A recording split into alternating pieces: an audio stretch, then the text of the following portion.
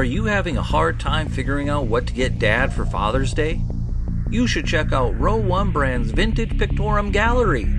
They have America's best sports art. With over 7,200 historic sports prints, you're assured to find something unique for Dad this Father's Day. Instead of a boring old tie, get him a historic baseball photo taken by Henry High Sandom at the historic Polo Grounds Stadium in New York City during the 1894 Temple Cup. Or, if he's an NFL buff, check out the 1963 vintage NFL poster. These are so good looking that you'll be amazed how they turn out. Shop now at sportshistorynetwork.com/row1 and save 15% off your order.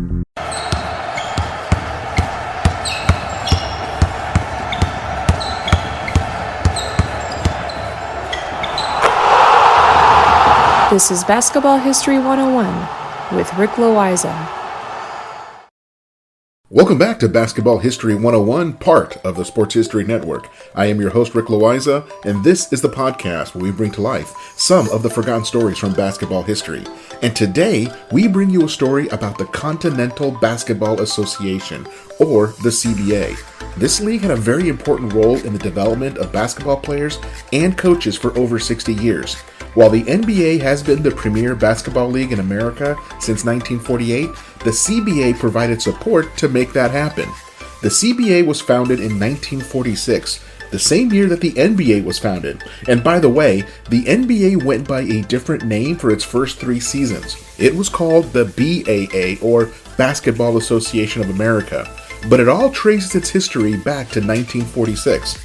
Originally, the CBA was called the Eastern Pennsylvania Basketball League and was organized on April 23, 1946. This was 2 months before the NBA was founded, which is why the CBA called itself the oldest professional basketball league in America. That very first season, the league featured 6 teams. 5 of them were located in Pennsylvania, and the 6th team was in New York. But even that 6th team moved to Pennsylvania halfway through the season, as it was just easier for traveling purposes to be near the other 5 teams. And remember, this was in the day before plane travel. These teams would typically travel by train or bus. Geographical proximity was key to the success of these leagues to help keep costs down. Those first 6 cities were Wilkes-Barre, Hazleton, Allentown, Lancaster, Reading, and Pottsville. By 1948, the league renamed itself just the Eastern Basketball League, as they were expanding with new teams in New Jersey, Connecticut, Delaware, and Massachusetts. As the 1940s became the 1950s, it was obvious that the NBA had taken the lead as the top league in the country. The Eastern League would be the second best league, and that was okay. There was a place for a secondary league for basketball. After all, baseball used a similar model. The major leagues were not the only leagues in America. They had AAA, which was below the majors. Then they had AA that was below that. And finally, Single A below that. If you were a baseball fan, then I want you to know that I am fully aware that there is high A and a low A distinction. But for the purposes of this episode, I will just leave it as Single A and move on. The Eastern League figured that they could keep the league right below the NBA, where they could still provide an exciting brand of basketball and also allow players and coaches to develop with the hopes of still making it to the NBA. During the 1950s and 1960s, many NBA teams had an unwritten rule about how many black players they could have on the team, everyone except the Celtics. Red Auerbach, who ran the Boston Celtics, did not care what anybody's skin color was. He just wanted to win and would sign anyone who could help the team win some games. But for the other teams, there was an unwritten rule about not having more than 2 black players. The result was that there were a large number of black players who had outperformed their white counterparts during tryouts, but were still cut because the teams were worried about having too many black players. That is where the Eastern League came in. They did not care who you were. If you could play basketball, there was a place for you in their league. For a league that was secondary to the NBA, it featured a lot of players with legitimate NBA talent. Over time, the league continued to grow with teams in cities like Cedar Rapids, Iowa, Pensacola, Florida, Tulsa, Oklahoma, Charleston, West Virginia, and Rochester, Minnesota, and the like. By the 1970s, the league had rebranded as the CBA and entered into a handshake agreement with the NBA. By the 1970s, most NBA teams carried 12 players on the team. So you had 5 starters, 5 backups, and 2 extra players in case a couple of players got injured. This helped ensure that you always had at least 10 healthy players at any given moment. But what happened if an NBA team found itself with fewer than 10 healthy players? That is when they turned to the CBA. Under this agreement, which became formalized in 1980, an NBA team could sign any player from the CBA to a 10-day contract. In addition to paying the player the NBA minimum salary, prorated for those 10 days, the NBA team would also compensate the CBA team for taking what was usually their best player. With this formal agreement in place, the CBA became the official development league for the NBA. And once that 10-day contract was over, the NBA team could sign that player to a second 10-day contract, depending on how many of the regular players on the team were healthy. If the CBA player completed a second 10-day contract, then the NBA team had to make a decision. It was not allowed to sign the player to a third 10-day contract. The NBA team had to either send the player back to their CBA team or keep him for the rest of the season. For the players, it was what they referred to as getting the call. Getting the call meant that you were going to get an opportunity to spend a week and a half with an NBA team and hopefully impress them enough for them to keep you long term. Every player in the CBA was playing in hopes of getting the call. The CBA was not a place where you got rich or famous. You played in small gyms, in small towns, often traveling by van on all-night road trips to get to the next game. It was as unglamorous as professional basketball got, but the players and coaches did it hoping to get the call. During the 1980s, many former CBA players found their way onto NBA rosters. There were players like Tim Legler, Mario Elie, Tony Campbell, Scott Brooks, and John Starks, who went on to very successful NBA careers. You also had coaches from the CBA make it as NBA head coaches like Bill Musselman, George Karl, and Phil Jackson, who won 11 NBA championships as a head coach. Back in their CBA days, both Musselman and Jackson would lead the Albany Patroons to CBA championships. The CBA was a good league that featured some really great talent. But if I were to describe the players as a whole, I would say that they were late bloomers.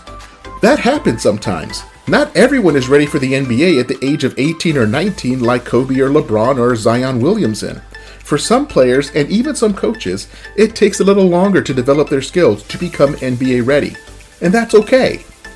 Well, this is a good place to take a break, and I'll be right back with a very unusual point system that the CBA used to keep track of the standings.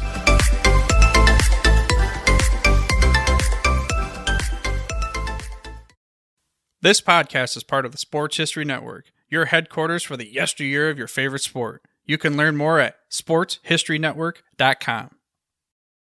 Welcome back, and let us continue with the story of the CBA and their unusual point system for keeping track of the standings.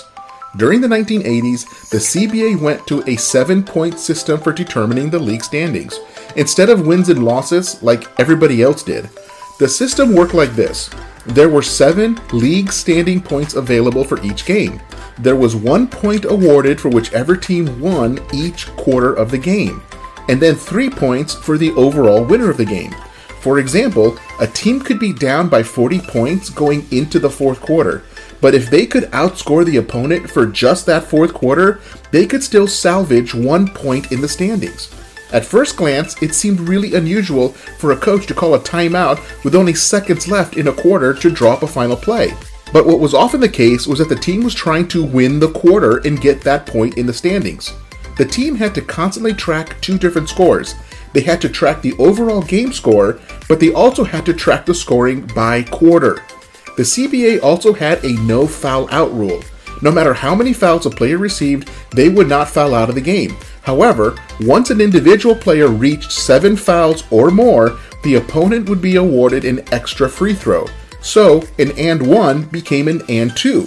If the player missed the shot, he would shoot 3 free throws. If it was a non-shooting foul, the player that was fouled would shoot 1 free throw, and then the team would maintain possession. As you can imagine, this was a league where the players played mostly because they loved the game and were not quite ready to quit playing. They wanted to hang on to that NBA dream. During the 1980s, nearly 90% of the players in the CBA had attended at least one NBA training camp. They all felt like they were close to that NBA dream. They all believed that they just needed the right situation to live the good life of an average NBA player. But the CBA never had any illusions about their place in the basketball world. They knew that they were a stepping stone to bigger things, which means that there was heavy turnover. Every team had a radically different roster from year to year. Very rarely did anyone play for the same CBA team more than 2 years in a row. Every season was a search for the best situation for the players because they wanted to have the best chance of making it to the NBA. But then, in 1999, something happened that proved to be the end of the league. An investment group led by Hall of Famer Isiah Thomas purchased the entire league, including every single team, for $10 million. Isiah Thomas saw an opportunity to bring the entire league under a single owner for centralized control and hopefully a better overall product. One of Isiah's first decisions was to cut player salaries by 30%. Obviously, this was not a popular move. The players did not make that much to begin with. It was very common for CBA players to rent apartments in groups of 3 or 4 players to keep costs down during the season. Most could barely afford anything more expensive than fast food meals during the season. As I mentioned before, playing in the CBA was not a glamorous lifestyle. But Isiah did not know what else to do. He had to reduce the league's overhead quickly, and player salaries were an easy way to do that. Unfortunately for the players, they did not have a players' union or a collective bargaining agreement that they could use to fight back. They had to take it or leave it. For the CBA, debts were mounting and player salaries were the single largest item in the league's budget. At the same time, the NBA had decided that they wanted to own and control their own development league. They wanted to keep everything in the NBA family. Now, this is where things really went bad. The NBA figured that the quickest way to start their own development league was to buy the entire CBA and bring it under NBA ownership. They approached Isiah and offered $11 million. That's $1 million more than what Isiah paid for the league just 1 year earlier. But to everyone's astonishment, Isiah said no. I'm not sure what he was thinking. He has never really explained that decision.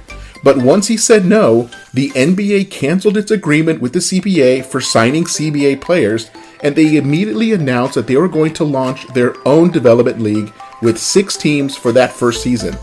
That means that the NBA was creating 60 new roster spots for development players. So where do you think most of the CBA players were going to play that following season? Would they stay in the CBA with no chance of signing with an NBA team? Or play in the NBA's development league and have direct access to NBA opportunities? That's right. The CBA's best players and coaches all moved over to the NBA development league. It was an incredible loss of talent for the CBA.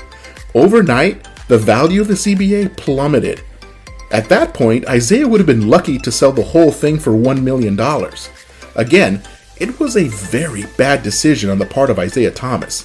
He had no leverage in negotiations with the NBA.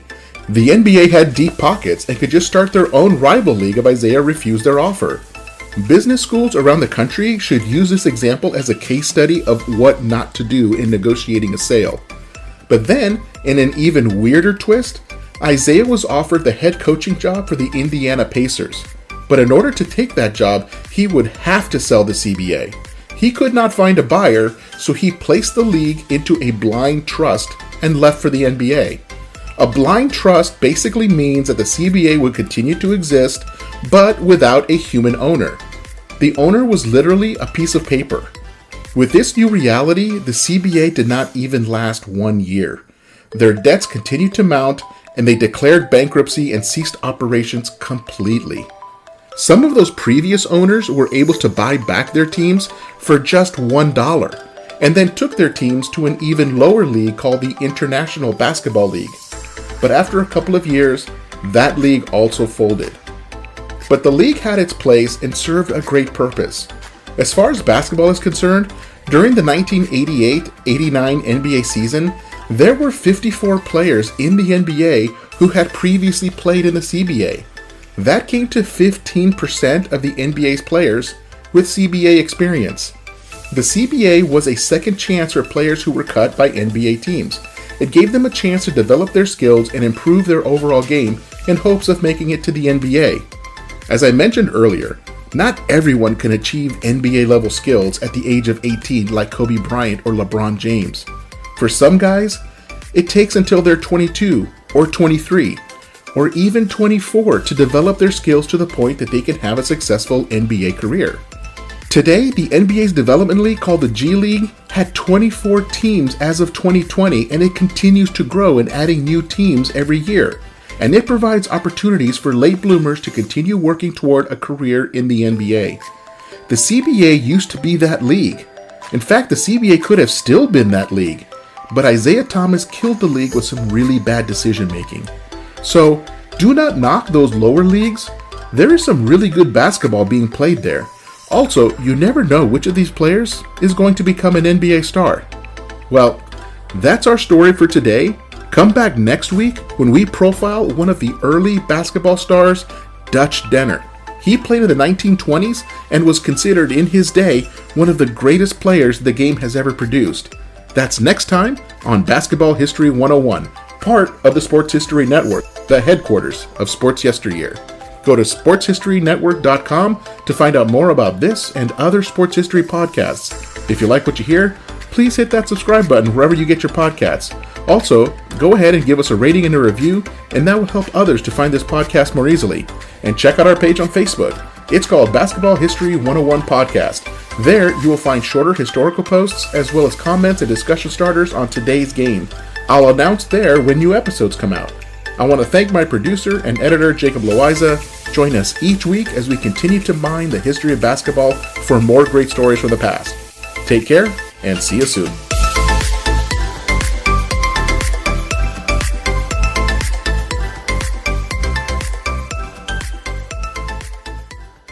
We here at the Sports History Network proudly partner with 26 podcasts, all revolving around the history of sports. But did you know that many of our hosts were sports history authors way before they started their shows? It's true. We've got Joe Ziemba, host of When Football Was Football, Joe Zagurski, host of Pro Football in the 1970s, Mark Morthier, host of Yesterday Sports, Tommy Phillips, host of Lombardi Memories, and Scott Adamson, co-host of From the 55-Yard Line. All these authors have many books for you to choose from. To check them out, go to our website at sportshistorynetwork.com/sportshistorybooks. Pick up your copy today. Soundtrack provided by Kevin MacLeod of filmmusic.io.